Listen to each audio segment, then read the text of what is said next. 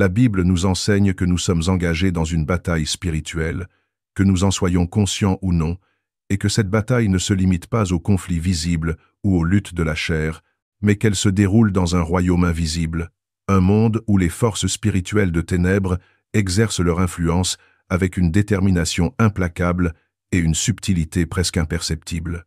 Chaque jour, des puissances qui dépassent notre perception humaine, des forces et des entités qui opèrent au-delà de ce que nos yeux peuvent voir, cherchent à manipuler nos pensées, à semer la confusion dans nos esprits, à déformer notre compréhension de la vérité divine et à nous détourner du chemin que Dieu a tracé pour nos vies. Il est extrêmement facile, pour ceux qui ne regardent pas attentivement, de minimiser ou de rejeter cette réalité, de considérer la guerre spirituelle comme une simple métaphore, une image symbolique sans conséquences concrètes, mais il s'agit là d'une erreur profonde et dangereuse. Car l'ennemi, le diable, se réjouit de l'ignorance des hommes à son sujet, et dès que nous faisons semblant qu'il n'existe pas, il gagne du terrain sans rencontrer de résistance. Depuis le commencement, Satan a poursuivi un objectif clair et implacable. Il cherche à voler, à détruire et à tuer. Il est l'incarnation de la tromperie, le maître du mensonge, et le tentateur qui sait comment séduire les cœurs humains en dissimulant la vérité derrière des apparences séduisantes et des promesses illusoires. Ces méthodes ne changent pas, elles s'adaptent simplement aux époques et aux contextes, prenant des formes nouvelles tout en restant fondamentalement les mêmes. Semer le doute dans l'esprit de l'homme, introduire la confusion dans ses émotions, aveugler sa compréhension de la vérité et détourner son attention de ce qui est réellement essentiel. Il agit avec patience et stratégie, utilisant tout ce qui est disponible pour infiltrer la vie des gens, de pratiques occultes ou même de possessions matérielles, en exploitant les faiblesses naturelles de l'homme et ses désirs inassouvis. Le plus subtil dans son action, c'est que la bataille ne commence pas toujours par des attaques directes et évidentes. Souvent, elle prend naissance dans ce qui semble être des éléments anodins de notre quotidien, des détails qui paraissent insignifiants, mais qui, avec le temps, ouvrent des portes à son influence et permettent à son pouvoir de s'installer insidieusement dans notre existence. La maison, le lieu supposé être un sanctuaire de paix et de sécurité, peut devenir le théâtre initial de cette lutte spirituelle si les esprits qui y habitent ne sont pas vigilants. L'ennemi recherche constamment des points d'entrée, des portes ouvertes par lesquelles il peut infiltrer la vie des hommes, et ces portes ne sont pas toujours les grandes transgressions que nous imaginons. Elles peuvent être des habitudes quotidiennes, des choix apparemment anodins en matière de divertissement, de relations ou même d'objets que l'on permet dans notre environnement. Et chacune de ces petites concessions, si elles ne sont pas identifiées et traitées, devient un point d'ancrage pour son influence. En effet, l'ennemi connaît la psychologie humaine et la manière dont les habitudes, les pensées et les émotions peuvent être exploitées pour établir des territoires dans la vie spirituelle d'une personne. Il sait que la subtilité est son allié la plus efficace, car les attaques ouvertes sont souvent repoussées par la conscience et la foi. Ainsi, il s'insinue par des voies détournées, utilisant le plaisir, le confort, l'ignorance, l'orgueil ou la routine pour créer un terrain fertile où ses œuvres peuvent se développer sans être détectées. Ce qu'il cherche, ce n'est pas simplement un acte isolé de désobéissance ou de péché, mais un espace durable dans lequel il peut établir son emprise, conditionner les pensées, fausser les perceptions et diminuer la sensibilité de l'âme à la voix de Dieu. Il est essentiel de comprendre que cette bataille n'est pas limitée à l'attaque personnelle. Elle est également collective et intergénérationnelle. Les décisions, les habitudes et les choix que nous faisons dans nos foyers, nos communautés et nos relations peuvent soit fortifier le royaume de Dieu, soit créer des ouvertures pour l'ennemi. L'histoire de l'humanité, telle qu'elle est révélée dans les Écritures, montre que dès que les hommes ont ignoré les avertissements de Dieu, ils ont permis à des forces spirituelles destructrices de prendre pied dans leur vie et dans leur environnement, avec des conséquences profondes et durables. C'est pourquoi la vigilance, la connaissance de la vérité, la prière et la purification spirituelle sont des outils essentiels pour protéger notre vie, nos familles et notre environnement. Enfin, la Bible nous rappelle que nous ne sommes pas seuls dans cette bataille et que la victoire appartient à ceux qui s'arment de foi, de discernement et d'obéissance à la parole de Dieu. La prise de conscience de cette guerre invisible est le premier pas vers la libération et la protection. En reconnaissant l'existence de l'ennemi, en étudiant ses stratégies et en fortifiant nos maisons et nos esprits par la présence de Dieu, nous pouvons empêcher que des forces invisibles n'établissent un règne dans nos vies, et nous pouvons marcher avec confiance dans la sécurité et la puissance que Dieu nous accorde. Cette bataille, bien que réelle et constante, n'est pas une cause de peur pour ceux qui placent leur confiance en Dieu, mais un appel à la vigilance, à la sagesse et à la détermination spirituelle, afin que le mal ne trouve jamais un lieu permanent dans le cœur et la maison des croyants.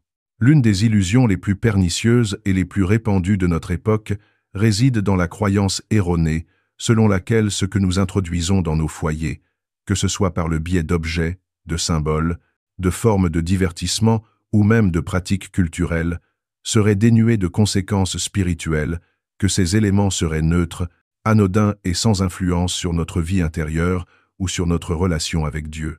Beaucoup considèrent que ces choses sont de simples accessoires de la vie quotidienne, des moyens d'amusement ou de décoration, sans réaliser qu'elles possèdent une dimension invisible et spirituelle, qu'elles peuvent transporter avec elles des forces qui façonnent, influencent et parfois même corrompent notre environnement spirituel, nos pensées, nos émotions et, à terme, nos actions. Cependant, les Écritures nous offrent un récit radicalement différent, un enseignement clair et sans ambiguïté, qui souligne que tout ce qui entre dans notre demeure ou notre vie a le potentiel d'affecter notre marche avec Dieu et notre sensibilité à sa présence. Dans l'Ancien Testament, Dieu a donné aux Israélites des instructions précises et impérieuses sur la manière de traiter tout ce qui était lié à l'idolâtrie, à la sorcellerie et aux fausses divinités. Il ne s'agissait pas de simples recommandations culturelles ou symboliques, mais de commandements spirituels essentiels pour protéger le peuple de l'influence corruptrice de forces invisibles qui cherchent à détourner le cœur humain de sa dévotion envers lui. Dieu ordonna aux Israélites de détruire tout objet associé à la vénération païenne, qu'il s'agisse d'autels, de statues ou de symboles religieux, car ces éléments ne représentaient pas simplement des artefacts physiques, mais des vecteurs de corruption spirituelle, des points d'ancrage pour l'ennemi qui avait le pouvoir de détourner le cœur de l'homme, d'aveugler son jugement et de créer des liens invisibles avec le royaume des ténèbres. En donnant ces instructions, Dieu démontra une connaissance profonde de la nature spirituelle des objets et de leur influence sur l'âme humaine.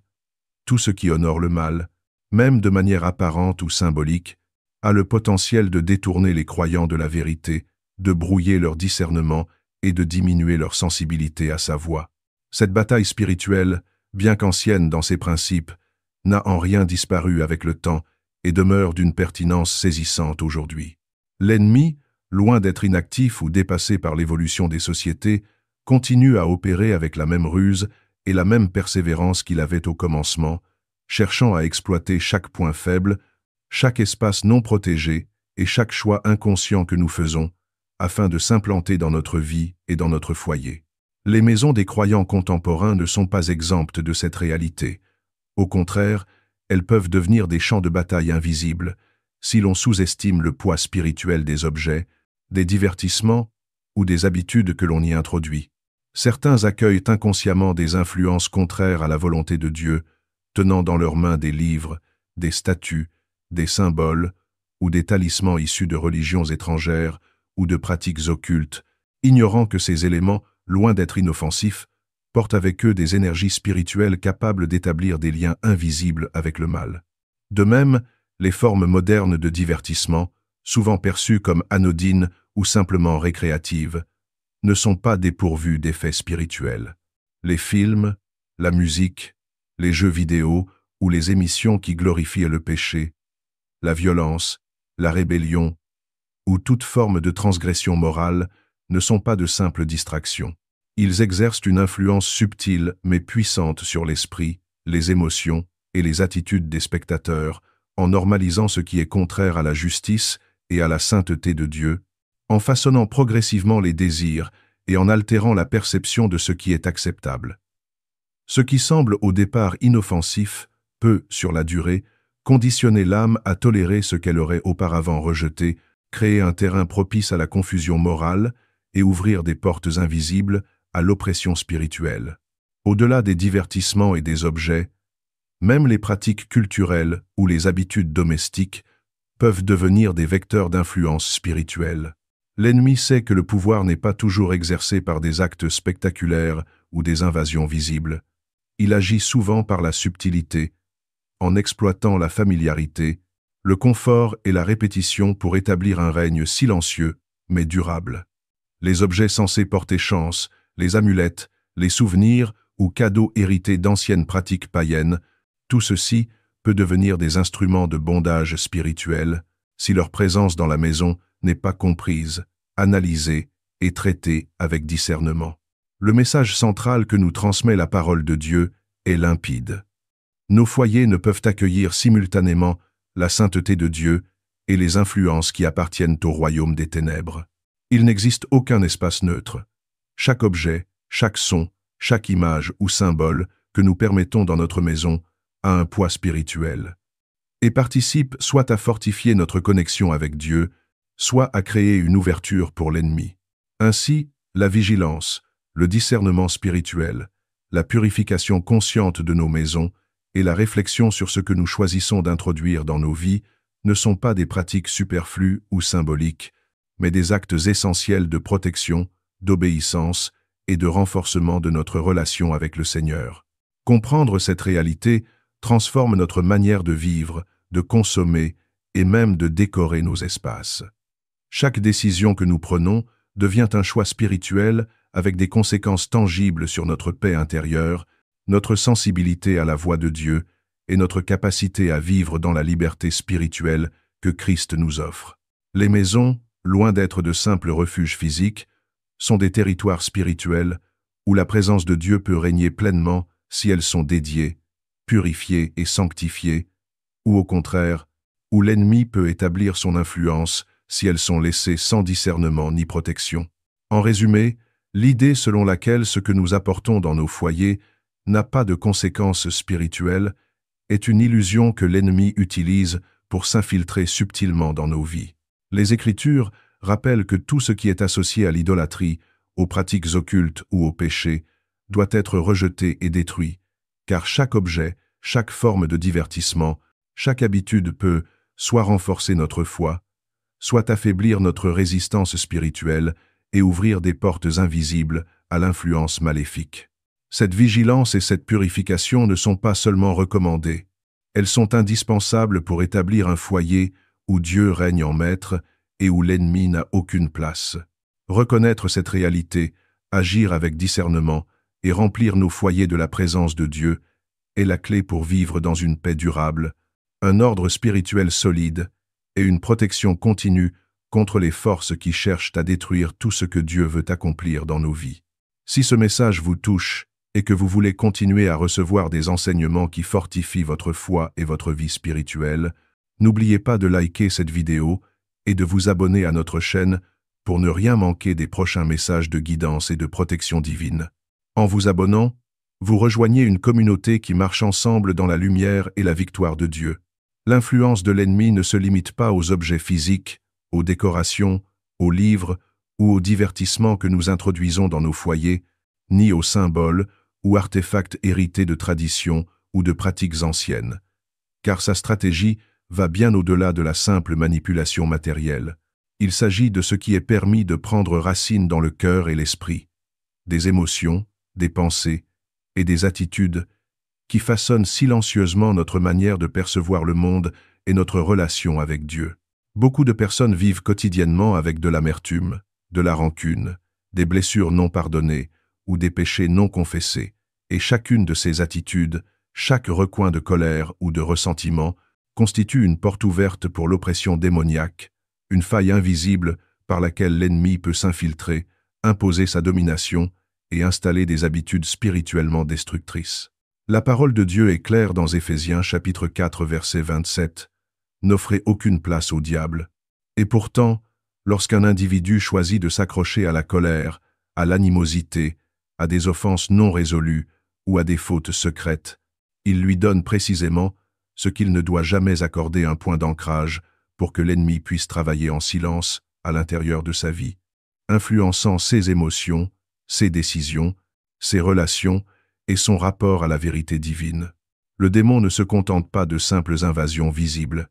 Il agit par la subtilité, en utilisant la tromperie et le camouflage, convainquant les hommes et les femmes qu'un certain comportement, qu'une habitude ou qu'un péché particulier est anodin, sans conséquence ou même acceptable, alors qu'en réalité, chaque compromis spirituel, chaque pensée nourrie par l'amertume ou la haine, chaque secret ou désir inavoué, agit comme un ferme, corrompt la conscience et éloigne progressivement l'âme de la lumière de Dieu. Il ne s'agit pas uniquement d'un danger pour le futur lointain ou pour les autres, mais d'une menace immédiate et directe pour l'intégrité spirituelle de la personne. Dans de nombreux cas, ceux qui souffrent d'anxiété, de peur, de dépression, de doute ou de sentiments d'impuissance ne réalisent pas que ces états émotionnels et psychologiques peuvent être étroitement liés à une oppression spirituelle, à une influence invisible qui obscurcit le jugement, affaiblit la foi et engendre un sentiment de désespoir ou de confusion constante. L'ennemi prospère dans l'obscurité, car là où il reçoit l'accès, il déploie systématiquement des stratégies pour semer la confusion, le doute, la peur et la destruction. Il est un maître manipulateur qui comprend les faiblesses humaines et sait exactement comment les exploiter pour détourner le cœur des vérités divines. Ses méthodes ne sont jamais aléatoires, il ne laisse rien au hasard et il n'a aucun jour de repos, aucune pause, aucun relâchement. Il scrute constamment chaque situation, chaque interaction, chaque pensée, et il guette la moindre ouverture pour installer des schémas destructeurs, que ce soit par la manipulation des émotions, la distorsion des faits ou la propagation de mensonges qui paraissent crédibles, séduisants ou même logiques à l'esprit humain. La Bible souligne avec force la nature agressive et inlassable de Satan, le décrivant comme un lion rugissant, en quête de proie, à la recherche de ceux qu'il pourra dévorer. 1 Pierre, chapitre 5, verset 8. Cette image n'est pas une simple métaphore, elle révèle un principe spirituel fondamental selon lequel l'ennemi est actif, persistant et constamment en mouvement pour déstabiliser la vie des croyants et pour maintenir les non-croyants dans l'illusion et l'ignorance. Il n'est jamais passif et il ne se contente pas de se manifester de manière spectaculaire. Il s'emploie à infiltrer les pensées, à distordre les perceptions, à installer le doute dans les promesses de Dieu et à affaiblir le courage et la foi de ceux qui, autrement, pourraient résister à ses plans. C'est pour cette raison que la vigilance spirituelle est non seulement nécessaire, mais absolument indispensable. Il ne suffit pas de croire, de lire la parole ou d'avoir une vie de prière formelle. Il faut activement surveiller ce qui prend racine dans nos cœurs et nos esprits, examiner nos émotions et nos pensées avec discernement, et être prêt à confesser, à renoncer et à briser tout lien invisible avec l'oppression. Chaque pensée de colère, chaque désir de vengeance, chaque souvenir amer ou péché caché est une passerelle par laquelle l'ennemi peut entrer et commencer à exercer son influence. La vigilance signifie également être conscient des distractions, des influences culturelles et médiatiques, et de tout ce qui peut détourner notre attention de Dieu, car l'ennemi ne frappe pas toujours de manière directe. Il préfère agir par étapes, subtilement. En définitive, comprendre que la bataille spirituelle dépasse les simples objets matériels et touche le cœur, l'esprit et l'âme est crucial. Ce que nous entretenons en nous, que ce soit des blessures non guéries, des péchés non confessés, de la rancune ou de l'anxiété, a un poids spirituel réel et constitue un champ d'action pour l'ennemi. Les croyants sont donc appelés à une vie de vigilance constante, à un examen régulier de leur cœur, à une confession sincère et à une repentance continue, afin de fermer toutes les portes par lesquelles Satan pourrait entrer. Cette conscience, combinée à la prière, à la parole et à l'obéissance, permet de protéger non seulement notre foyer, mais aussi notre esprit, notre paix intérieure et notre capacité à marcher dans la vérité et la lumière de Dieu. Ainsi, le combat que nous menons n'est pas visible aux yeux de l'homme, mais il est réel, persistant et d'une importance capitale pour notre destinée spirituelle. L'ennemi emploiera tous les moyens possibles pour s'introduire dans la vie d'une personne, et sa stratégie n'est jamais limitée à un seul plan ou à une seule approche, car il sait que la subtilité est sa plus grande arme. Il agit par étapes, souvent imperceptibles, utilisant ce que beaucoup considèrent comme des éléments anodins ou inoffensifs, pour établir progressivement une influence qui, si elle n'est pas reconnue et contrée, peut devenir profondément enracinée et difficile à déloger. Il exploitera l'industrie du divertissement, sachant que les films, la musique, les séries télévisées, les jeux vidéo et même certaines formes de littérature possèdent le pouvoir de modeler les pensées, les émotions et les perceptions spirituelles de ceux qui s'y exposent régulièrement. Car ce qui remplit l'esprit et le cœur devient lentement une partie de l'être intérieur et façonne les décisions, les désirs et les croyances fondamentales. Il utilisera les relations, qu'il s'agisse d'amitié, de fréquentation ou de liens familiaux, pour semer la confusion, le doute et l'opposition à l'autorité divine, sachant que les influences interpersonnelles ont une force considérable sur les choix, les valeurs et les priorités spirituelles d'une personne. Il peut aussi travailler à travers les possessions matérielles, qu'il s'agisse d'objets décoratifs, de souvenirs hérités, de bijoux ou de symboles culturels, car tout ce qui est accueilli dans un foyer avec une attention particulière ou une valeur émotionnelle peut être une porte potentielle à travers laquelle il installe des habitudes ou des principes contraires à la vérité divine.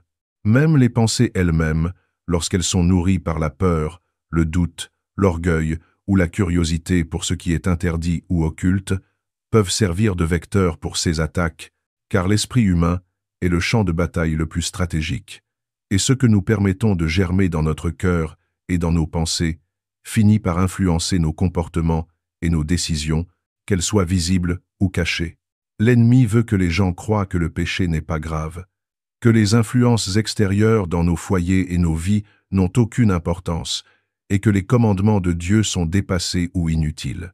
Il répand ces illusions avec soin, en exploitant l'indifférence, la fatigue spirituelle, l'habitude ou la séduction des plaisirs immédiats et superficiels, convainquant subtilement chacun que ce qui semble anodin n'a aucun impact sur le cœur, sur la conscience ou sur l'orientation spirituelle de l'âme.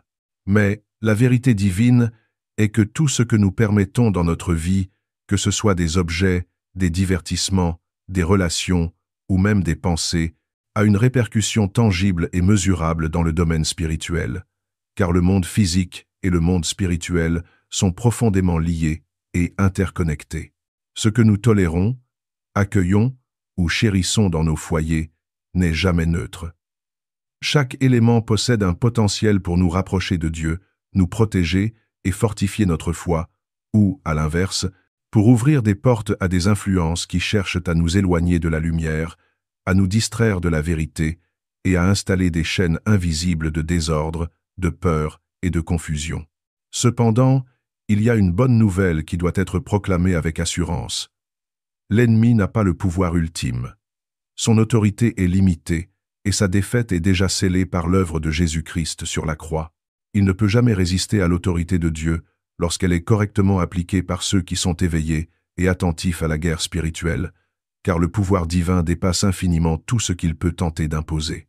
Néanmoins, pour ceux qui restent inconscients de sa présence, indifférents à la parole ou négligents dans leur vie spirituelle, l'ennemi continue de gagner du terrain, trouvant des portes d'accès là où il n'y a pas de garde ou de discernement, exploitant la faiblesse, la naïveté ou l'ignorance.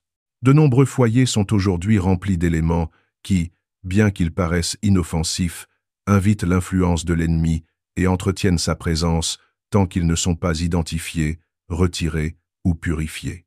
Cette réalité ne peut être ignorée, car la bataille spirituelle est réelle, continue et omniprésente, et elle affecte chaque aspect de notre vie, des relations familiales à la santé émotionnelle, en passant par la paix intérieure et la capacité à entendre la voix de Dieu.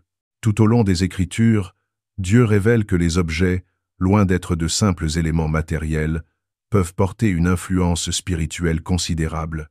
Certains objets peuvent nous rapprocher de lui, fortifier notre foi et nourrir la piété, tandis que d'autres, s'ils sont associés à des pratiques contraires à la vérité divine, à des cultes ou à des philosophies corrompues, peuvent devenir des vecteurs de destruction et des portes ouvertes pour l'ennemi. Cette compréhension est souvent absente dans la conscience collective moderne, où beaucoup considèrent le spirituel comme un domaine lointain, réservé à la prière, à la foi ou aux grandes décisions morales, ignorant que le tangible et l'intangible interagissent constamment et que le monde matériel peut influencer directement le monde spirituel, parfois de manière subtile, mais toujours réelle. Ce que nous introduisons dans notre foyer, ce que nous plaçons à portée de main et ce dont nous nous entourons peut transformer l'atmosphère spirituelle d'une maison, créer un climat de paix et de protection ou, au contraire, ouvrir des brèches que l'ennemi exploite pour installer oppression, confusion, peur ou désordre spirituel. Comprendre cette dynamique est essentiel pour tout croyant désireux de marcher dans la plénitude de sa foi et de vivre en harmonie avec Dieu. La vigilance, le discernement et l'action proactive sont indispensables. Confesser les péchés, renoncer aux influences néfastes, purifier l'environnement et remplir le cœur, l'esprit et la maison de la parole, de la prière et de la présence de Dieu sont des actes qui renforcent la protection spirituelle et ferment les portes que l'ennemi tente d'ouvrir. Ainsi, chaque maison, chaque foyer, chaque esprit et chaque cœur peut devenir un bastion de la lumière divine, un lieu où la paix, la protection et la puissance de Dieu s'étendent, où l'ennemi ne peut pas pénétrer et où la vérité et l'autorité de Dieu prévalent, offrant un environnement propice à la croissance spirituelle, à la foi et à la communion avec lui. Dans l'Ancien Testament, Dieu avertissait sans cesse son peuple des dangers liés à la possession d'objets particuliers, insistant sur le fait que certains biens matériels pouvaient porter en eux une charge spirituelle extrêmement puissante et néfaste, bien au-delà de leur apparence ou de leur valeur physique. Lorsqu'Israël entra dans la terre promise, Dieu ne se contenta pas de leur demander de se détourner du mal ou de la perversité des nations environnantes. Il leur donna un ordre explicite, clair et sans compromis: détruire complètement tout ce qui était associé à des divinités étrangères, à des cultes païens et à des pratiques occultes. Il leur ordonna de ne rien conserver de ces objets dans leur maison, car ils étaient abominables à ses yeux, et cette abomination ne résidait pas dans la matière elle-même, mais dans les forces spirituelles qui y étaient attachées. Dieu savait parfaitement que ces objets n'étaient pas de simples morceaux de bois, de pierre ou de métal sans conséquence. Ils représentaient une ouverture vers des influences démoniaques, des esprits qui s'opposaient directement à sa volonté, des puissances qui pouvaient détourner le cœur et l'esprit de son peuple, même si celui-ci continuait à observer extérieurement les rites religieux ou moraux. Ceux qui adoraient ces idoles ne se contentaient pas de pratiquer des rituels vides ou symboliques. Ils communiaient réellement avec des entités spirituelles hostiles à Dieu, et toute proximité avec ces objets ou toute familiarité avec leurs usages constituait une porte ouverte que l'ennemi pouvait exploiter pour introduire confusion, tromperie et oppression dans la vie de ceux qui ne se méfiaient pas. Ce principe, bien que formulé il y a des milliers d'années pour le peuple d'Israël, reste parfaitement applicable à notre époque moderne.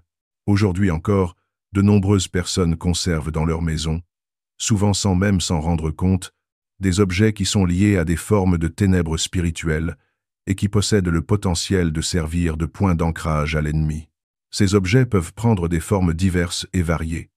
Statues représentant de fausses divinités, symboles d'anciens cultes, artefacts issus de religions païennes ou de traditions occultes, amulettes ou talismans prétendant apporter chance ou protection, mais qui, en réalité, ouvrent des voies de servitude spirituelle et de vulnérabilité à des influences néfastes. Certains collectionnent des livres ou des documents qui traitent de la sorcellerie, de l'astrologie, des pratiques ésotériques ou de philosophies contraires à la parole de Dieu, croyant à tort qu'il s'agit d'objets inoffensifs, décoratifs ou intellectuellement intéressants, sans percevoir qu'ils constituent en réalité des portes par lesquelles l'ennemi peut pénétrer, s'immiscer et exercer une influence sur leur vie, leur esprit et leur foyer. L'un des plus grands pièges de notre monde moderne réside dans l'illusion subtile et perfide selon laquelle ces objets seraient uniquement des vestiges culturels, des éléments décoratifs ou des reliques inoffensives d'un passé lointain. Beaucoup sont séduits par cette apparente innocuité, considérant ces éléments comme des curiosités historiques ou des objets esthétiques sans conséquence. Cependant, dans le domaine spirituel, ces objets sont bien plus que cela. Ils possèdent une dimension invisible, une réalité que la majorité des gens ignorent, mais qui est pleinement consciente et exploitée par l'ennemi. Les forces spirituelles attachées à ces objets peuvent exercer une influence insidieuse sur la conscience, les pensées et les émotions, ouvrant lentement des portes à la peur, au doute, au découragement, à la distraction et à la déviation de la foi, et ce, parfois sans que les individus en aient la moindre idée. Dieu, dans sa sagesse infinie, comprend parfaitement que le cœur humain est fragile et que les influences invisibles ont la capacité de remodeler progressivement les attitudes, les valeurs et la direction spirituelle de chaque personne. C'est pourquoi, dès les temps anciens, il ordonna à son peuple de ne rien conserver de ce qui appartenait au royaume des ténèbres et de purifier entièrement leur environnement afin que sa présence puisse s'y établir pleinement, sans concurrence ni interférence. La leçon spirituelle est claire. Tout objet, tout symbole ou toute influence qui n'est pas aligné avec la vérité de Dieu et la sainteté de son royaume représente un danger latent. Les possessions matérielles ne sont jamais neutres dans le domaine spirituel. Elles peuvent soit devenir des vecteurs de bénédiction, en servant à édifier la foi et à accueillir la présence de Dieu, soit des instruments de tromperie, d'oppression et d'ouverture à l'ennemi lorsqu'elles sont liées à des forces contraires à sa volonté. Ainsi, la vigilance, le discernement et l'action délibérée deviennent essentiels. Chaque croyant est appelé à examiner attentivement ce qu'il possède, à reconnaître ce qui pourrait constituer une porte pour l'ennemi et à prendre des mesures concrètes pour purifier son environnement, retirer toute influence occulte et remplir son foyer et sa vie d'éléments qui honorent Dieu. Cela inclut non seulement les objets matériels, mais aussi les informations, les divertissements, les relations et même les pensées. Chaque action de purification, de renoncement et de consécration ouvre la voie à une protection divine, renforce la foi et permet à l'autorité spirituelle de Dieu de régner pleinement, transformant la maison, le cœur et l'esprit en un sanctuaire où l'ennemi ne peut pénétrer et où la lumière, la paix et la puissance divine s'étendent librement.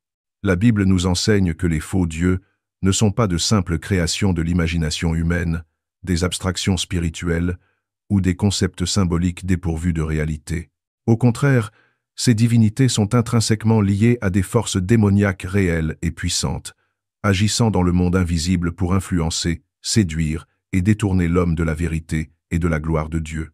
L'apôtre Paul, dans sa lettre aux Corinthiens, explique de manière indiscutable que lorsqu'un païen offre un sacrifice à une idole, il ne s'adresse pas simplement à un symbole inanimé, mais en réalité à des démons eux-mêmes. Cette révélation souligne une vérité capitale. Toute pratique, tout objet ou toute tradition associée à ces cultes païens ou à ces faux dieux est spirituellement contaminée, porteur d'une influence invisible mais tangible, capable de détourner, d'opprimer et d'affaiblir le cœur et l'esprit des individus qui s'en approchent, consciemment ou non. Dans notre monde contemporain, cette réalité demeure tout aussi pertinente qu'à l'époque biblique. Beaucoup de personnes vivent dans des maisons où des objets ou des symboles liés à de fausses croyances, à l'occultisme ou à des pratiques spirituelles contraires à Dieu ont été introduits, parfois par ignorance, parfois par curiosité culturelle ou esthétique. Les conséquences peuvent se manifester de manière subtile, mais persistante.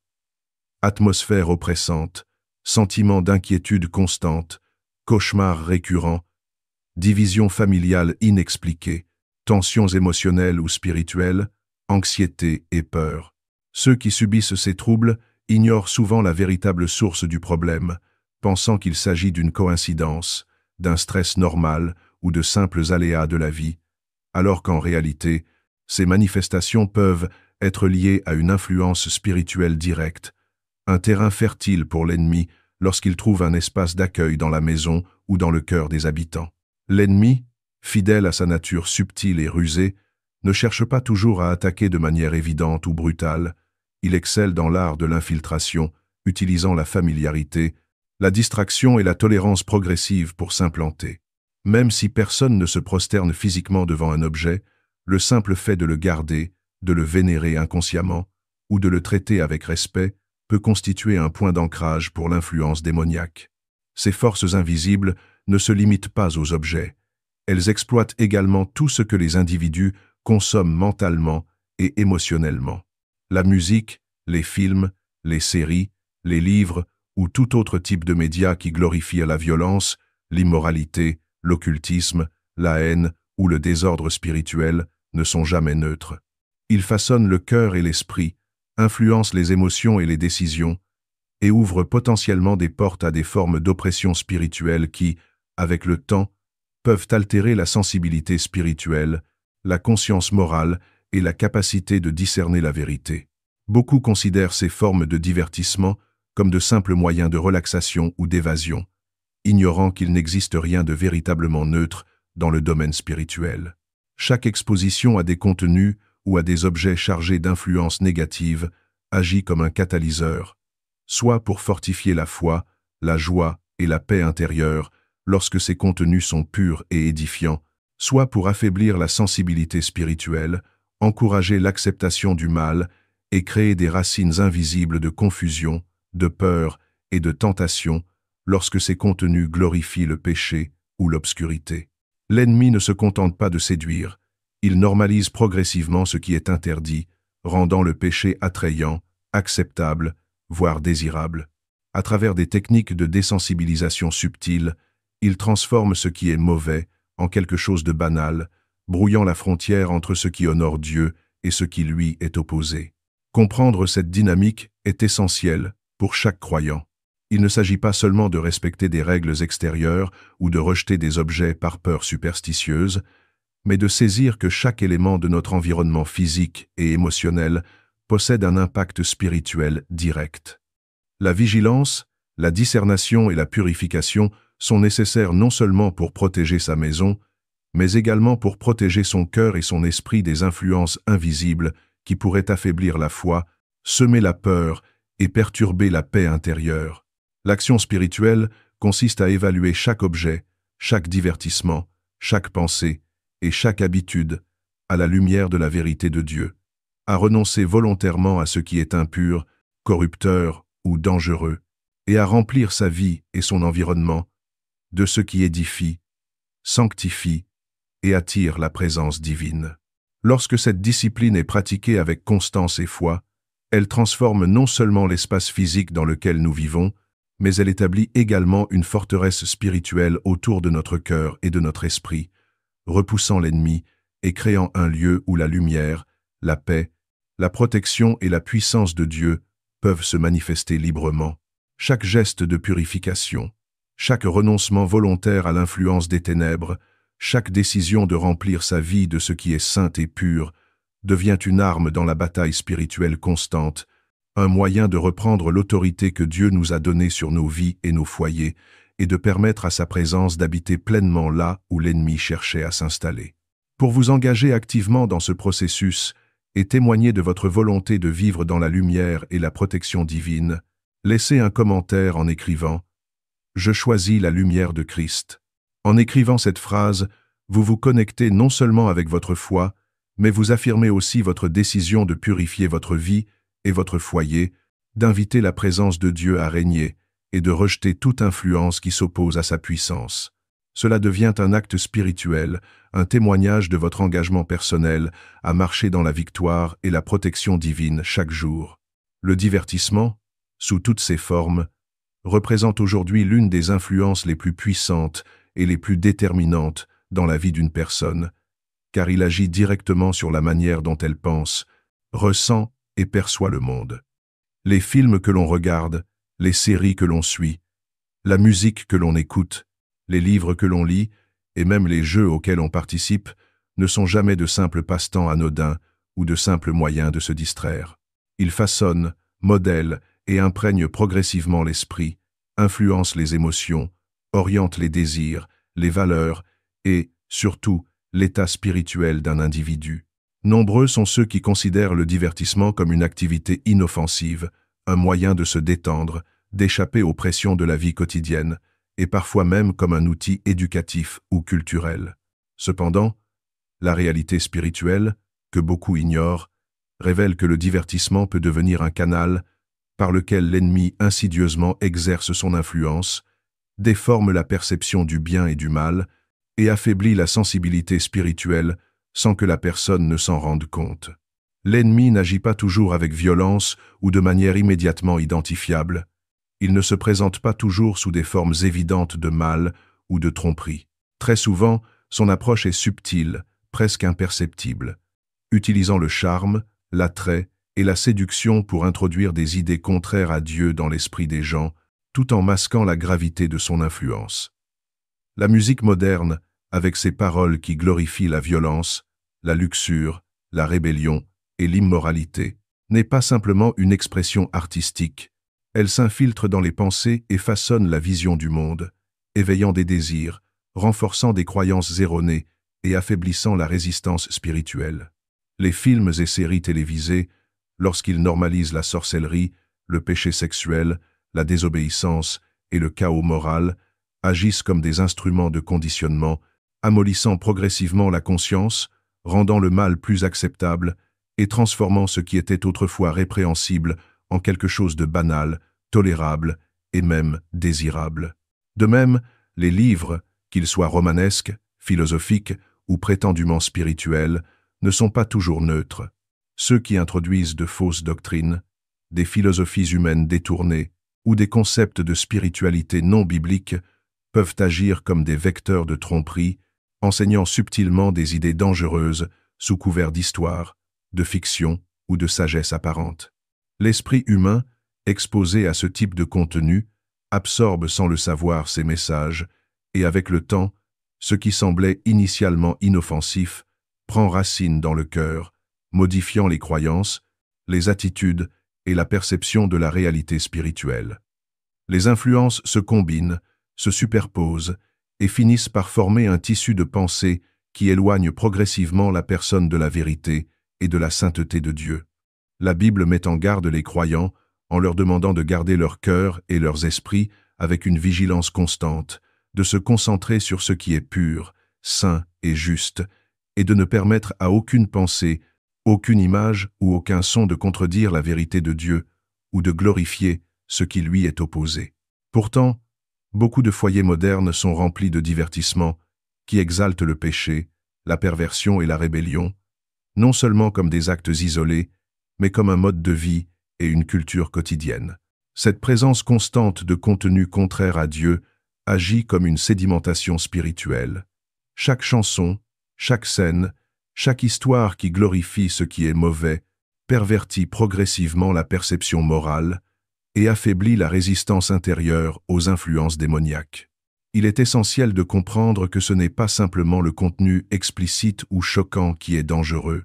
La tromperie de l'ennemi réside souvent dans la subtilité, dans la manière dont il rend le péché acceptable, normal ou séduisant, et dans la lente accumulation de compromis spirituels. L'exposition répétée à des messages contraires à la sainteté crée un environnement dans lequel la tentation devient moins perceptible, le discernement spirituel s'affaiblit et l'âme se retrouve progressivement en territoire vulnérable.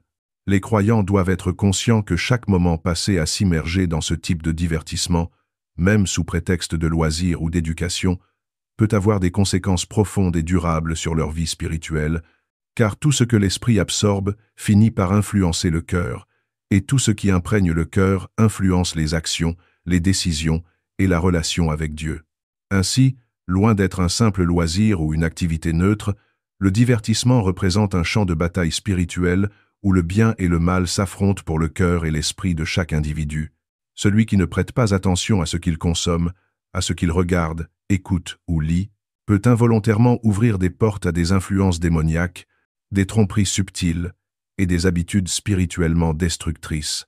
Mais inversement, le choix conscient de remplir sa vie et son environnement de contenus qui sont purs, édifiants, inspirants et conformes à la vérité de Dieu, devient une protection, un moyen de fortifier l'esprit, d'affermir la foi et de créer un terrain où la lumière divine peut régner, éloignant les ténèbres et affermissant la présence de Dieu dans la vie quotidienne.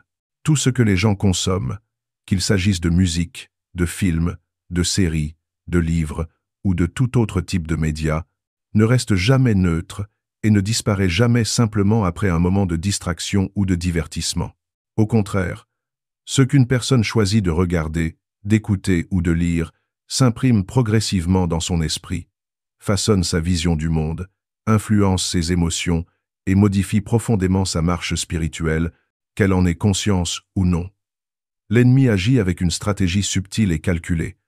Il n'a pas besoin que les individus se prosternent devant lui ou qu'ils s'engagent directement dans des pratiques occultes ou maléfiques. Il lui suffit que leur esprit soit distrait et captivé par des choses qui méprisent Dieu, qui glorifient le péché, l'immoralité ou la rébellion contre sa loi, car l'esprit humain absorbe tout ce à quoi il est exposé et s'habitue progressivement à ce qui aurait été autrefois rejeté ou condamné. Ainsi, une personne peut ne jamais pratiquer la sorcellerie ou la magie, ne jamais se livrer à des rituels ou des actes explicitement maléfiques. Et pourtant, si elle est fascinée par des films, des séries ou des jeux vidéo qui glorifient ces pratiques, elle est déjà en train d'être attirée dans un réseau de tromperies et d'illusions. De la même manière, quelqu'un peut ne jamais commettre d'actes de violence ou de destruction, mais si son quotidien est imprégné de médias qui célèbrent la haine, l'injustice, la vengeance ou le chaos, son esprit absorbe inconsciemment ces valeurs, et son cœur se familiarise avec ce qui est contraire à la sainteté. La véritable subtilité de l'ennemi réside dans le fait que le mal n'entre pas toujours dans le cœur sous la forme d'une tentation évidente ou d'une invitation flagrante à pécher. Il se glisse insidieusement par des moyens qui semblent inoffensifs, amusants ou même fascinants, conditionnant progressivement les individus à accepter ce qu'ils auraient rejeté avec fermeté auparavant et préparant le terrain pour des compromis spirituels plus profonds et plus dangereux. Il n'est pas étonnant que tant de contenus modernes, dans le cinéma, la musique, la littérature ou les jeux, soient remplis de thèmes de rébellion contre l'autorité, de corruption morale, de violence, de sexualité perverse et d'influences spirituelles obscures, car l'ennemi comprend parfaitement que ce que l'esprit humain consomme finit par façonner ses pensées, ses attitudes, ses désirs et, inévitablement, son comportement. Ce qu'une personne absorbe régulièrement influence sa perception du bien et du mal, renforce ou affaiblit sa sensibilité spirituelle et peut déterminer si elle se rapproche ou s'éloigne de la lumière divine. Beaucoup de ceux qui luttent avec la peur, l'anxiété, la tentation ou l'incapacité à se libérer de certaines habitudes destructrices ne réalisent pas que l'alimentation quotidienne de leur esprit en contenu entaché de tromperie peut être une des causes profondes de ces luttes, et qu'il ne s'agit pas seulement de questions émotionnelles ou psychologiques, mais de véritables attaques spirituelles qui s'installent insidieusement dans leur vie. Tout ce qui pénètre dans l'esprit, par le biais de la musique, des images, des films, des séries télévisées, des livres, des vidéos ou même des interactions sur les réseaux sociaux, ne disparaît jamais complètement après un moment de consommation. Au contraire, cela reste, prend racine et produit des fruits, bons ou mauvais, selon la nature de ce qui a été absorbé. Si l'influence est négative, elle engendre souvent confusion, peur, doute, tentation et une familiarité grandissante avec le péché et l'immoralité. Mais lorsque le contenu est pur, édifiant, inspirant et aligné sur les principes de Dieu, il fortifie la foi, nourrit la sensibilité spirituelle, inspire des attitudes conformes à la justice divine et développe une vision du monde centrée sur la vérité. La bataille pour l'âme humaine se joue donc quotidiennement, non seulement à travers les actions et les décisions, mais aussi parce que l'esprit absorbe silencieusement. En définitive, il est impératif que chacun devienne conscient que sa consommation culturelle et médiatique n'est jamais neutre et qu'elle peut soit ouvrir des portes à l'ennemi, soit fortifier sa marche avec Dieu. Tout ce que l'on choisit de regarder, écouter ou lire influence profondément non seulement les émotions et les pensées, mais aussi la direction spirituelle et le caractère. Comprendre cela, c'est prendre conscience de la nécessité de filtrer, discerner et guider volontairement ce qui entre dans nos vies, afin que chaque élément consommé devienne un outil de croissance, de sanctification et de proximité avec Dieu, plutôt qu'une porte d'accès aux ténèbres et à la tromperie. Beaucoup de personnes justifient leur choix en se disant que ce n'est qu'un film, qu'une chanson, qu'un livre, comme si ces formes de divertissement étaient totalement inoffensives et dépourvues de toute influence sur leur esprit, leur cœur ou leur marche avec Dieu. Pourtant, la Bible nous enseigne que même un petit levain fait lever toute la pâte, et cette vérité illustre à quel point de petites concessions ou tolérances, si insignifiantes qu'elles paraissent au premier abord, ont la capacité de transformer progressivement un esprit, un cœur et une vie entière.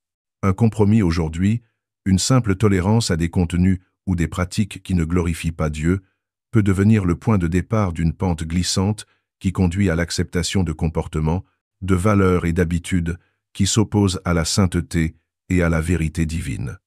Ce phénomène n'est pas toujours visible immédiatement, mais ses effets sont insidieux et progressifs, altérant la sensibilité spirituelle, affaiblissant la conscience et rendant la personne progressivement aveugle à ce qui est juste et saint.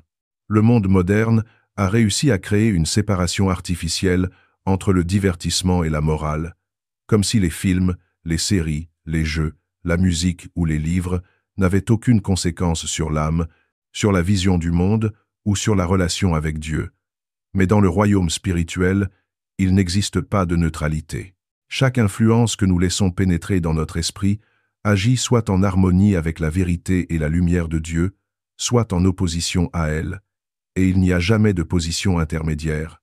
Ce qui ne glorifie pas Dieu, qu'il s'agisse d'idées, de valeurs, de comportements ou de contenus médiatiques, finit inévitablement par créer une ouverture, parfois imperceptible, qui permet à des influences contraires à Dieu de s'installer et d'agir dans nos vies, souvent sans que nous nous en rendions compte. Cette réalité explique pourquoi beaucoup de croyants se sentent parfois éloignés de Dieu, pourquoi leur vie de prière semble stérile, pourquoi leur tentation semble plus forte, et pourquoi la voix de l'esprit semble affaiblie. Dans de très nombreux cas, la cause est l'exposition répétée à des contenus qui glorifient le péché, la violence, la perversion morale ou la rébellion contre Dieu, qui conditionnent lentement l'esprit et l'âme à accepter ce qu'ils auraient autrefois rejeté avec force. Plus une personne s'expose à ces influences mondaines, plus sa sensibilité spirituelle diminue. La conscience, qui sert de guide intérieur donné par Dieu, s'émousse.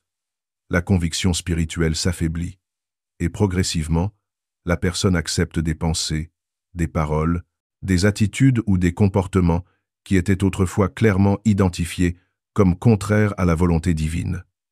L'érosion spirituelle est lente, subtile et cumulative. Elle commence par de petits détails qui semblent anodins, mais elle progresse jusqu'à influencer des décisions majeures, des relations, des habitudes quotidiennes, et même la perception du monde. La liberté chrétienne n'est pas une licence pour se laisser absorber par des influences mondaines, mais une responsabilité de choisir consciemment ce qui édifie et renforce la foi, plutôt que ce qui affaiblit, détourne ou endurcit l'esprit.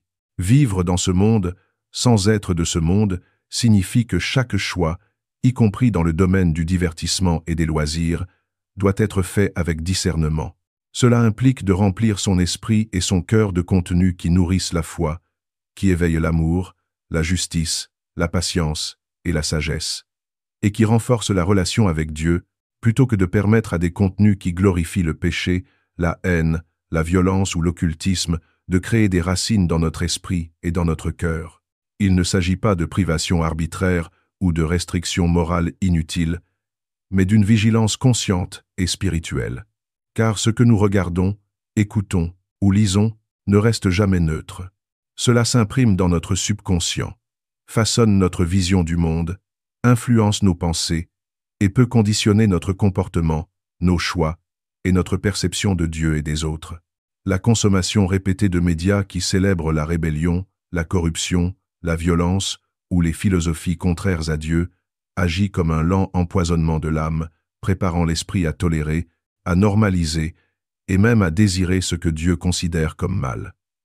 Ceux qui se plaignent de se sentir spirituellement faibles, de lutter contre le découragement, l'anxiété, la peur ou les tentations, doivent souvent considérer que leur exposition au contenu mondain a un impact direct sur leur vie spirituelle. Chaque film, chaque chanson, chaque livre qui glorifie ce qui est contraire à Dieu, devient une semence qui, même inconsciemment, prend racine dans l'âme et influence le comportement, les émotions et la perception de la réalité. En fin de compte, comprendre et accepter que ce que l'on consomme culturellement, spirituellement et émotionnellement n'est jamais neutre, est crucial pour chaque croyant qui désire rester fidèle et solide dans sa foi. La vigilance quotidienne, la conscience de chaque choix et la capacité à discerner ce qui édifie et ce qui détruit deviennent non seulement une protection contre les influences mondaines, mais aussi un moyen de renforcer la relation avec Dieu, de purifier son esprit et de rester aligné sur sa volonté. Chaque moment passé à choisir ce que l'on regarde, écoute ou lit devient une opportunité de fortifier l'âme, d'éveiller la sensibilité spirituelle, de nourrir le discernement et de cultiver une intimité plus profonde avec le Créateur, plutôt qu'une opportunité de permettre à l'ennemi d'entrer dans l'esprit, le cœur et la vie. Le refus de pardonner constitue l'un des bastions les plus dangereux que l'on puisse permettre à l'ennemi d'ériger dans la vie d'une personne, et ce n'est pas simplement une question de fardeau émotionnel ou de ressentiment passager. C'est une porte spirituelle grande ouverte qui offre à Satan un accès direct à l'esprit, au cœur et à la vie de celui qui s'accroche à l'amertume. Jésus lui-même, lorsqu'il enseigna à ses disciples à prier, souligna avec une clarté indiscutable que le pardon n'était pas une option facultative ou une suggestion morale, mais une exigence divine impérative. Il dit « Pardonne-nous nos offenses, comme nous pardonnons aussi à ceux qui nous ont offensés. » Et immédiatement après, il avertit de manière solennelle que si l'on refuse de pardonner aux autres, le Père Céleste ne pardonnera pas nos propres offenses. Ces paroles ne sont pas simplement des instructions spirituelles abstraites. Elles révèlent la profondeur de la vérité que le pardon est une clé spirituelle essentielle, une condition sine qua non pour que la grâce de Dieu puisse circuler librement dans nos vies. Le fait de garder rancune, d'entretenir l'amertume, le ressentiment ou le désir de vengeance ne se limite pas à endommager nos relations avec les autres, il altère également, et de manière insidieuse, notre relation avec Dieu lui-même, créant des barrières invisibles mais puissantes entre notre cœur et le flot de la miséricorde divine. Il est compréhensible que beaucoup se sentent justifiés de garder de l'amertume, car les blessures subies dans la vie peuvent être profondes et douloureuses, et les trahisons, les rejets, les humiliations ou les offenses répétées peuvent sembler impossibles à libérer de l'esprit et du cœur. Une trahison par un ami proche, un échec relationnel, un abus émotionnel ou physique, ou même une injustice flagrante au travail ou dans la famille, peut créer une cicatrice qui semble impossible à guérir. Pourtant, il est crucial de comprendre que refuser de pardonner ne punira jamais réellement celui qui nous a fait du tort. En réalité, cela enferme le porteur de l'offense dans une prison invisible, un lieu où la douleur, la colère et l'amertume deviennent des chaînes invisibles qui limitent la liberté spirituelle, émotionnelle et même physique. L'ennemi, qui cherche constamment à établir son influence, sait parfaitement cela. Il sait qu'un cœur fermé au pardon est une porte ouverte pour ses attaques, et il exploite cette faiblesse avec patience et ruse. Là où le pardon n'est pas exercé, il plante des graines de colère, de ressentiment, d'orgueil et de rancune, et il pousse l'individu à revivre sans cesse l'offense, à rejouer mentalement les injustices subies, et à nourrir un cycle perpétuel de douleur et de frustration qui empoisonne chaque pensée et chaque émotion. Ce processus, qui peut commencer par une seule blessure ou un seul acte d'injustice, peut rapidement se transformer en un véritable bastion spirituel, un fortin que l'ennemi utilise pour infiltrer toutes les sphères de la vie. La colère accumulée altère la clarté de la pensée, trouble les décisions, fragilise les émotions, et peut même se manifester par des tensions physiques, des troubles de sommeil, de l'anxiété ou des maladies psychosomatiques, démontrant que le pardon n'est pas seulement un acte spirituel, mais un principe vital qui touche l'ensemble de l'être. Les effets de la rancune peuvent également s'étendre à l'environnement social et familial. Elle engendre des conflits récurrents, crée des malentendus et des divisions, et, par un effet boule de neige, elle peut contaminer les relations avec ceux qui nous entourent, instaurant un climat où l'amour, la paix et la joie sont continuellement compromis. Le pardon n'est pas un acte de faiblesse, ni un consentement tacite à l'injustice subie.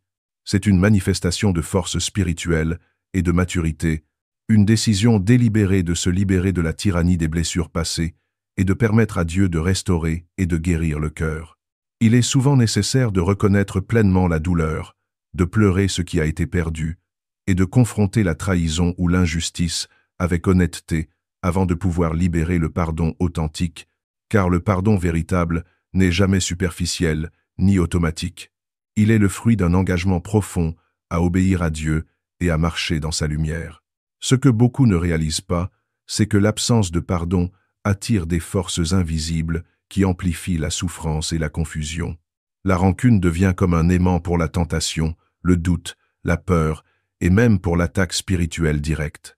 L'ennemi s'infiltre dans l'esprit pour rappeler sans cesse les offenses, amplifier la colère, exciter l'orgueil et nourrir le désir de revanche, rendant le pardon de plus en plus difficile à exercer et transformant chaque souvenir douloureux en un champ de bataille spirituelle. Ainsi, un cœur fermé au pardon peut se transformer en un terrain fertile pour toutes sortes de maladies spirituelles, émotionnelles et relationnelles, empêchant l'individu de marcher pleinement dans la paix, la liberté et la bénédiction que Dieu a préparée. Pardonner, en revanche, agit comme une clé qui libère le cœur, l'âme et l'esprit de la captivité imposée par le ressentiment. C'est une porte qui s'ouvre sur la grâce, la restauration, la paix intérieure et la réconciliation, non seulement avec les autres, mais aussi avec Dieu lui-même. Lorsque nous choisissons de pardonner, nous brisons la puissance de l'ennemi sur notre vie. Nous interrompons le cycle de douleur et nous rétablissons l'ordre spirituel que Dieu désire pour nous. Cela ne signifie pas oublier l'offense ou minimiser la douleur, mais plutôt reconnaître que le pardon est une décision volontaire de remettre la situation entre les mains de Dieu, de refuser que le mal subi continue à contrôler notre présent et notre futur, et de permettre à la guérison divine de transformer nos blessures en une force et en un témoignage de sa fidélité. En fin de compte, l'exercice du pardon est un processus continu, souvent répété et renouvelé chaque jour, car l'ennemi tentera constamment de réveiller de vieilles blessures et de raviver l'amertume. Chaque jour, il faut choisir de pardonner encore et encore, de libérer son cœur, de marcher dans la grâce, et de refuser de laisser les offenses passées définir notre vie, notre comportement ou notre relation avec Dieu. Plus nous pratiquons le pardon avec constance et humilité, plus notre cœur se purifie, plus la paix de Dieu remplit notre vie, et plus nous nous rapprochons de la liberté et des bénédictions que le Seigneur désire nous accorder. Tout comme le refus de pardonner crée une porte ouverte pour l'ennemi, le péché, dans toutes ses formes, fonctionne de la même manière, voire avec des conséquences encore plus pernicieuses et insidieuses, car il ne se limite pas à un simple manquement moral ou à une faiblesse passagère. Il constitue une véritable invitation spirituelle qui permet à des forces invisibles de prendre pied dans la vie de celui qui s'y abandonne, souvent sans qu'il s'en rende compte. Beaucoup de personnes considèrent le péché comme une erreur ponctuelle, un défaut de caractère ou une habitude qu'il serait possible de tolérer, une simple faiblesse humaine à corriger, mais la réalité biblique est bien plus sévère et profonde. Le péché n'est jamais neutre. Il n'est pas seulement un acte mauvais ou regrettable, il est un pont jeté vers la captivité spirituelle, une ouverture qui permet à l'ennemi de s'installer progressivement dans le cœur et l'esprit de ceux qui persistent dans des comportements contraires à la volonté de Dieu. La Bible souligne à plusieurs reprises que chaque péché, qu'il soit public ou secret, visible ou invisible aux yeux des hommes, possède des répercussions spirituelles tangibles et qu'il accorde littéralement au diable un point d'ancrage, un terrain d'action, à partir duquel il peut étendre son influence, manipuler les pensées, corrompre le jugement et diminuer la sensibilité de l'âme aux réalités célestes. Le péché ne se manifeste pas toujours de manière évidente ou dramatique.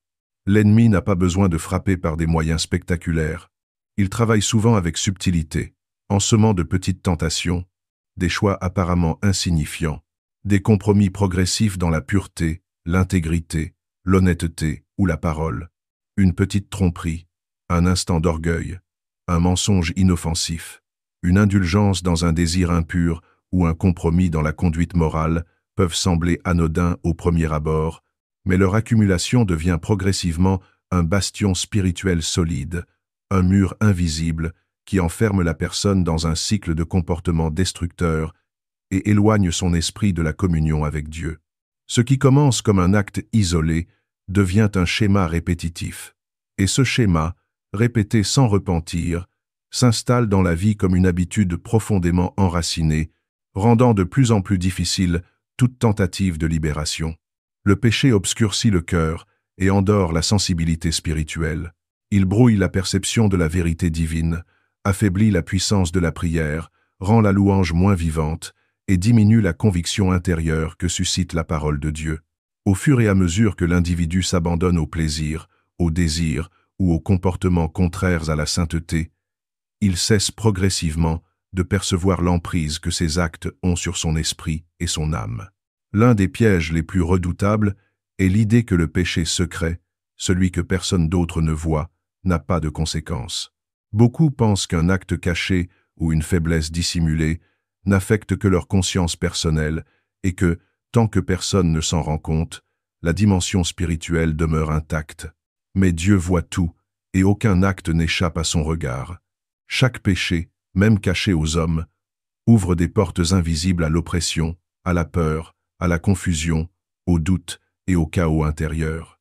Il crée un fossé, parfois imperceptible au début, entre l'âme et la présence vivante de Dieu, permettant à l'ennemi de se déplacer librement, d'influencer les pensées, de renforcer les cycles de tentation et d'affaiblir la résistance spirituelle que le croyant pourrait normalement exercer.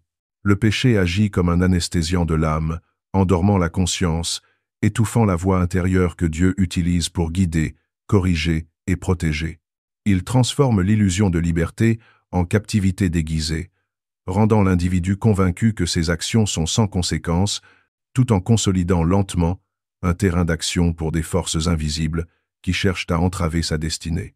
Les cycles de culpabilité, de honte, de mensonges et de secrets deviennent autant de chaînes invisibles, liant la personne à des comportements destructeurs, l'empêchant de marcher pleinement dans la liberté, la joie et la bénédiction que Dieu a prévues. Il est crucial de comprendre que le péché n'est jamais un événement isolé, mais un processus dynamique et cumulatif qui transforme le cœur et l'esprit, modifie les perceptions et influence la conduite quotidienne. Lorsque la repentance est refusée ou retardée, le péché se renforce, il devient un mur invisible mais solide, un bastion spirituel que l'ennemi peut utiliser pour étendre son emprise sur la vie de la personne, non seulement dans le domaine spirituel, mais aussi dans les relations, le travail, la santé mentale et émotionnelle. Ainsi, ce qui peut paraître comme un simple défaut de caractère ou une faiblesse humaine devient en réalité un point d'ancrage pour les forces de ténèbres, une ouverture par laquelle l'influence de l'ennemi peut s'infiltrer de manière persistante et subtile, s'opposant à la croissance spirituelle, à la communion avec Dieu et à la marche dans la destinée qu'il a préparée. Le processus de libération commence par la reconnaissance complète de l'offense, suivie d'un repentir sincère, d'une confession ouverte devant Dieu et de la décision de rompre le cycle de compromis et de compromission morale. La repentance authentique n'est pas seulement un regret intellectuel ou émotionnel, c'est une action consciente de se détourner de tout ce qui a donné à l'ennemi un point d'ancrage, de demander le pardon de Dieu, de renoncer à toute justification ou rationalisation du péché, et de permettre à la puissance du Saint-Esprit de purifier et restaurer le cœur, l'âme et l'esprit. C'est en rompant avec le péché et en marchant dans l'obéissance et la sainteté que la personne referme les portes qu'elle avait ouvertes, détruit les bastions que l'ennemi avait établis et s'ouvre à la liberté, à la paix et à la bénédiction abondante promise par Dieu. En fin de compte, chaque choix, chaque action, chaque pensée, chaque mot, même ceux qui semblent insignifiants, a des conséquences spirituelles. Comprendre que le péché n'est jamais anodin et qu'il ouvre toujours des portes invisibles à l'ennemi est essentiel pour toute vie chrétienne qui cherche à marcher dans la liberté, dans la vérité et dans l'intégrité. Plus nous prenons conscience de cette réalité, plus nous devenons vigilants, plus nous choisissons la repentance et l'obéissance, et plus nous nous positionnons pour marcher dans les bénédictions que Dieu a préparé pour ceux qui le craignent et qui désirent le suivre fidèlement. Dieu appelle les croyants à la repentance, non pas comme un simple acte ponctuel ou symbolique, mais comme une véritable orientation de vie, un engagement quotidien profond qui transforme le cœur, purifie l'âme et restructure la vie entière selon sa volonté. La repentance ne consiste pas seulement à dire « je suis désolé » ou à éprouver un regret superficiel pour des actions passées. Elle implique un retournement complet, un changement radical de direction, un éloignement résolu de tout ce qui est contraire à la sainteté, à la justice et à la vérité de Dieu, ainsi qu'une détermination ferme à rompre définitivement avec tout ce qui pourrait ouvrir une porte à l'ennemi. C'est un processus qui demande conscience, vigilance et courage spirituel, car chaque compromission, chaque manquement, même petit, peut devenir un point d'ancrage pour des forces invisibles qui cherchent à s'emparer de la vie de l'individu, de sa maison, de ses relations et de sa destinée. Repentir signifie comprendre que le péché, sous quelque forme que ce soit, n'a jamais de valeur qui puisse compenser la séparation qu'il engendre entre l'homme et son Créateur. Aucun plaisir passager, aucune satisfaction temporaire, aucune indulgence dans le monde matériel ou émotionnel ne peut justifier le coût spirituel que le péché impose, car il détruit progressivement la communion avec Dieu, affaiblit la sensibilité spirituelle et ouvre des portes invisibles à l'ennemi, lesquelles peuvent générer oppression, peur, anxiété, discorde et confusion dans tous les aspects de la vie. La repentance est donc une action de fermeture de toutes ces portes que l'ennemi a pu exploiter, un acte de renoncement ferme et résolu à tout ce qui contredit la sainteté divine et une soumission complète à la direction de Dieu.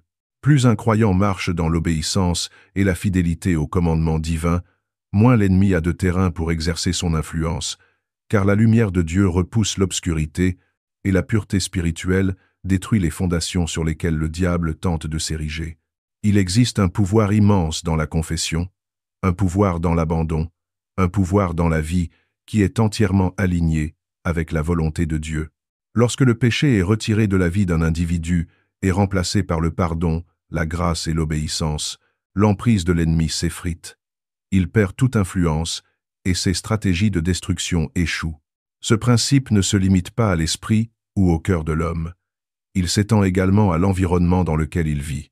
Une maison n'est pas simplement une structure physique, un ensemble de murs et de toits, mais un espace sacré, un lieu de refuge spirituel où la présence de Dieu devrait être manifeste, où la paix, la protection, la joie et l'harmonie divine peuvent s'établir et se répandre dans tous les domaines de la vie quotidienne. Pourtant, beaucoup vivent dans des maisons qui semblent pesantes, chaotiques, instables ou marquées par un sentiment de trouble et d'oppression invisible, sans réaliser que ces atmosphères ne sont pas le fruit du hasard, mais souvent la conséquence de ce qui a été permis de pénétrer dans la maison, que ce soit des objets, des habitudes, des distractions, ou même des attitudes et pensées non purifiées, qui donnent accès à l'ennemi. La Bible enseigne que ce que nous permettons dans nos vies, nous le permettons également dans nos maisons. Si la présence de Dieu apporte paix, sécurité, joie, harmonie et protection, tout ce qui s'oppose à lui génère confusion, discorde, insécurité et ténèbres. L'environnement spirituel d'un foyer reflète l'état spirituel de ses habitants. Un foyer rempli de désobéissance, de péchés non confessés, de rancunes persistantes ou d'influences impures attire des forces qui perturbent l'équilibre émotionnel, relationnel et même physique des habitants. Chaque objet, chaque habitude, chaque forme de distraction ou d'influence médiatique qui glorifie le péché ou banalise la désobéissance a une incidence sur le climat spirituel du foyer, affectant la manière dont les membres de la famille se perçoivent, interagissent et réagissent aux défis de la vie quotidienne. Dieu appelle donc les croyants à prendre une position active et consciente, à examiner tout ce qui entre dans leur vie et leur foyer, à discerner ce qui honore ou offense Dieu, à évaluer chaque influence, chaque objet, chaque pensée et chaque habitude. La repentance et l'obéissance créent un espace spirituel dans lequel Dieu peut manifester sa présence de manière tangible. La prière devient plus puissante, la louange plus authentique, la paix plus profonde, et les bénédictions plus visibles dans tous les aspects de la vie. Dans un tel foyer, les enfants apprennent la sainteté par l'exemple. Les relations sont renforcées par l'amour et le respect, et l'influence de Dieu protège et guide la famille à travers les défis, les épreuves et les décisions quotidiennes. Ce processus exige une vigilance constante et un engagement permanent, car la bataille spirituelle est continue et l'ennemi cherche sans relâche à exploiter la moindre faille. Il ne suffit pas de faire un acte unique de repentance. La véritable vie chrétienne demande une orientation quotidienne, une discipline spirituelle, un engagement à marcher dans la lumière, à renoncer aux compromis et à refuser tout ce qui pourrait rouvrir les portes fermées à l'ennemi. Chaque pensée, chaque parole, chaque choix devient alors un instrument de sanctification, un moyen par lequel la grâce de Dieu transforme la maison, les relations et le cœur du croyant. En fin de compte, la maison devient non seulement un refuge physique, mais un sanctuaire spirituel où la paix divine habite, où les forces de ténèbres sont repoussées, où la bénédiction de Dieu est manifeste et où la présence de l'Esprit Saint se fait sentir de manière tangible, influençant positivement chaque aspect de la vie des habitants et permettant à chaque membre de marcher dans la destinée que Dieu a préparée. C'est dans cette compréhension profonde que réside le secret de foyers bénis, de vie protégée et de communautés transformées. Car lorsque la repentance, l'obéissance et le pardon deviennent la base de chaque maison, l'ennemi perd tout accès. La lumière de Dieu brille puissamment, et la paix qui surpasse toute compréhension règne dans le cœur de ceux qui ont choisi de marcher fidèlement selon les voies du Seigneur. Pour continuer à recevoir ce type d'enseignement et ne manquer aucune vidéo qui vous guide vers la bénédiction et la protection divine, abonnez-vous à la chaîne et activez la cloche des notifications. Et surtout, prenez un moment pour laisser un commentaire en me disant « Je choisis de marcher dans la lumière de Dieu ». En écrivant cette phrase, vous affirmez votre engagement à vivre selon ses voies, vous vous connectez avec d'autres croyants et vous devenez un témoin actif de la transformation que Dieu veut opérer dans vos foyers et dans vos vies.